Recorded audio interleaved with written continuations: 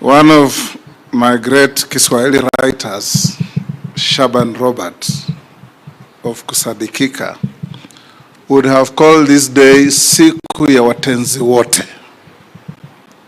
Na leo ni siku ya watenzi wote. The Greeks would have said a day like this is preserved for gods, heroes, and legends. Indeed, this is such a day. We have heroes and legends. I'm not sure we have any gods in a day like this. Your Excellency, this building was started when you are a member of Parliament. It was started when many of us were here. When some of us who have served for a little longer than many of you came to this Parliament, there was no office for any single member. Your working station was your car if you had a car, because many members didn't have cars either. We were being paid a salary of 18,000 in a brown envelope from a cash office, from the OP. Parliament was a department of the OP. And it's come a long way. When Francis Ole Kaparo was elected Speaker, I was a first-termer, and he picked me to sit in the Speaker's panel. And he embarked on reforming Parliament. It is the time of Kaparo that we had a gym. It's the time of Kaparo that we had Continental House. And things have moved on.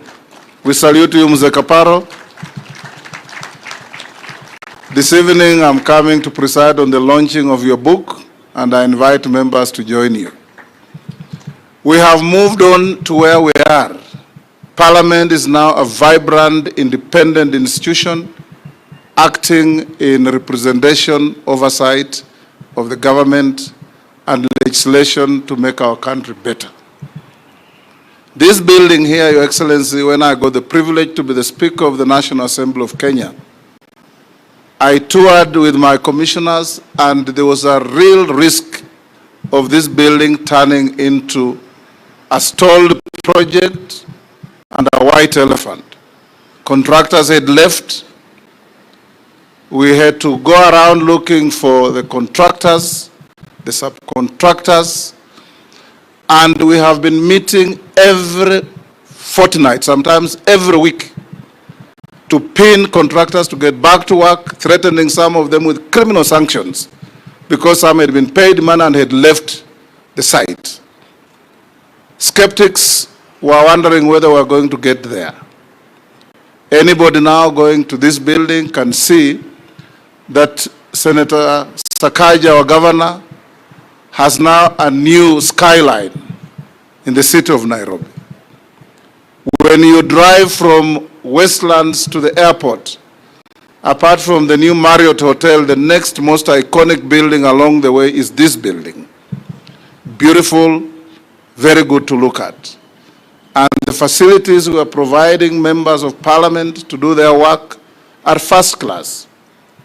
The only Parliament in my many travels I can compare with this building is probably the Parliament of Australia in Canberra. It is as good as any other. It is even, I dare say, better facilities than the House of Commons in the UK. And those of you who have been there. So we come here today, Your Excellency, with a lot of pride and gratitude to the government for financing this project, and for your government particularly for ensuring that this project is completed, because I can't count the number of times you have been asking me, hiyo nyumba itakuisha lini? Hiyo nyumba tutafungua lini? Today is that great day, siku ya watenzi wote.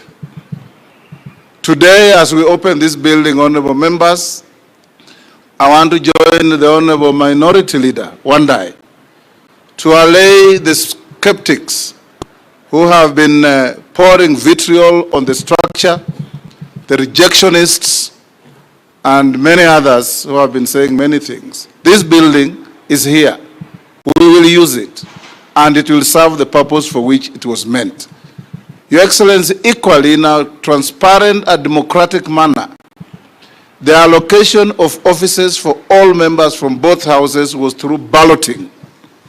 There's no member who was favored to be given an office, apart from the ranking members. Everybody else balloted, and those who have missed out, we are going to renovate Continental House to make sure that we accommodate all members within reach of Parliament.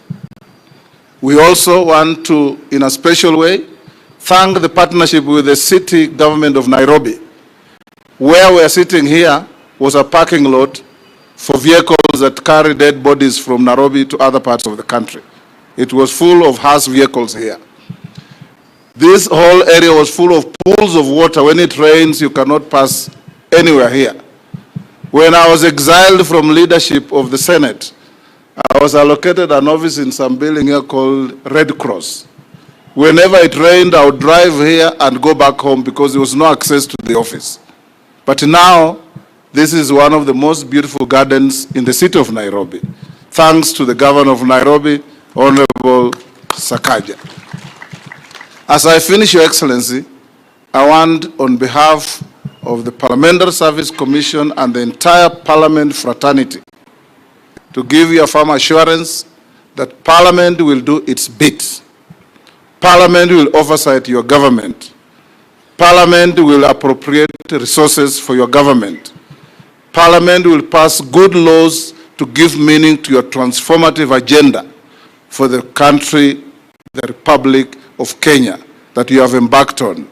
And above all, Parliament will be a partner in fostering security, stability, and unity of our country. I told our members as I finish, Your Excellency, from the restless North Rift, that it cannot be only the firepower of the police that will restore peace in those areas. That our members of Parliament from those counties, Baringo, West Pokot, Elgeyo Marakwet, Samburu, Laikipia, Turkana, must go to the ground and engage the ordinary people. Our young people who are causing mayhem are the people who vote for you. Go back and talk to them and make it easier for our people to live together, to love each other, and to be patriotic, and to know that the pain of one Kenyan is the pain for all Kenyans. Let me finish here, Your Excellency, by once again thanking you for taking your time with the members of your executive to come and preside over the opening of this magnificent building.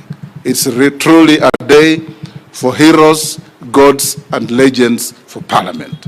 Allow me now to invite Mutu wa kusema ukweli, my brother Rigiji, our Deputy President, to come and make a few remarks and then invite you. As he does so, on behalf of my brother Kingi,